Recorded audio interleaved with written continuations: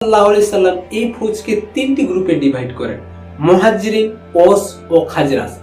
হাজার সাহাবার মধ্যে শুধুমাত্র 100 জনের কাছে বডি আর্মার ও শিল্ড ছিল, আর শুধুমাত্র 50টি ঘোড়া ছিল। মুসলমানের মোকাবিলায় 3000 মক্কার সৈন্য উহুদের মাঠে এসে দাঁড়ায় আর মুসলমানের অপেক্ষা করতে থাকে। এই ফৌজের মাঝখানে আবু জেহেলের পর মক্কার নতুন সর্দার আবু সুফিয়ান নেতৃত্ব দিচ্ছিল।